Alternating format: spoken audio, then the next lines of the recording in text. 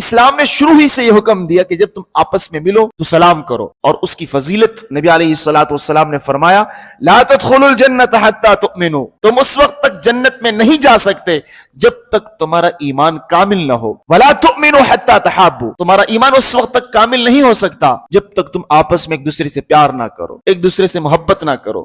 جو آدمی سینے میں بغض، حسد، کینہ لے کر زندگی جی رہا ہو، نمازیں بھی پڑھ رہا ہو، تہجد بھی پڑھ رہا ہو، اس کا ایمان ناقص ہے۔ ایمان اس وقت کامل ہوتا ہے جب سینے میں ساری دنیا کے انسانوں کے لیے محبت کے جذبات ہو، پیار کے جذبات ہو، بے شک اگلا آدمی انتہائی فاسق اور فاجر کیوں نہ ہو، اگلا آدمی کتنے گنہگار کیوں نہ ہو، داڑھی منڈا ہو، شرابی ہو، زانی ہو۔ میں ایک مثال دیا کرتا ہوں کہ گنہگار کی مثال قرآن کی اس مقدس ورق کی طرح جو گڈر میں گر جائے۔ قرآن کا ورق آپ کو گڈر میں مل گیا تو آپ کیا کرتے ہیں؟ پانی بہا کے اگلی منزل کو پہنچاتے ہیں یا اس کو اٹھاتے ہیں؟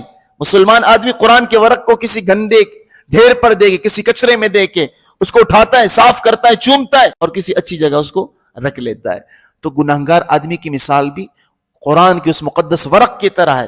اللہ نے اس کو مقدس بنایا، لیکن بدقسمتی سے یہ گندی جگہ میں آج پڑا ہوا ہے۔ کوئی تربیت کرنے والا ہوتا، کوئی سمجھانے والا ہوتا اور اس کو سمجھاتا اور اس کو بات سمجھ میں آتی تو یہ قرآن کی مقدس ورق کی طرح بن جاتا۔ تو کسی کو حقیر مت جانو۔ تو نبی علیہ الصلوۃ والسلام نے فرمایا وَلَا تُؤْمِنُوا حَتَّى تَحَابُّوا، تمہارا ایمان اس وقت تک کامل نہیں ہو سکتا جب تک تم آپس میں ایک دوسرے سے محبت نہ کرو۔ آگے آپ نے فرمایا اولا ادلکم علی شیء اذا فعلتموه تحاببتم، کیا میں تمہیں ایسی کوئی چیز نہ بتاؤں اگر تم اس کو کرنا شروع کر دو تو تمہارا ایمان کامل ہو جائے؟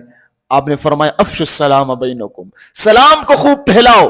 جو آدمی سلام کو عام کرتا ہے، سلام کو پھیلاتا ہے، اللہ اس کے ایمان کو بھی کامل کر دیں گے اور کل قیامت کے دن اس کو جنت بھی نصیب فرمائیں گے۔ تو جنت حاصل کرنے کا ایک ذریعہ سلام عام کرنا ہے، رحمتیں برکتیں پانے کا ایک ذریعہ سلام عام کرنا ہے، اور اس کی اتنی اہمیت ہے ہمارے دین میں، ہماری شریعت میں۔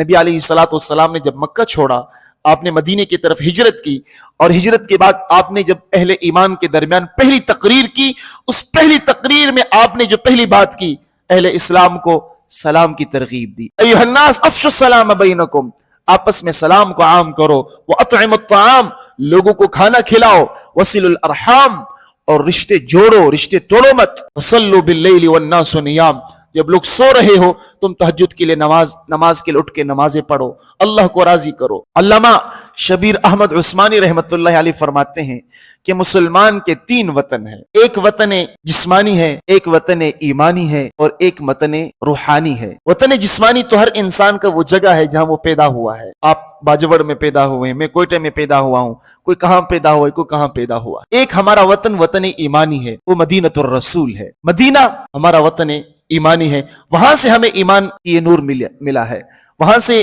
نور ایمان پوری دنیا میں پھیلا ہے۔ تیسرا وطن وطن روحانی ہے، اور وطن روحانی اہل ایمان کی جنت ہے۔ اللہ تعالیٰ ہم سب کو اپنا وطن روحانی بھی نصیب فرمائے جو کہ جنت ہے، اور وطن روحانی اس وقت ملے گا جب ہم آپس میں سلام کو عام کریں۔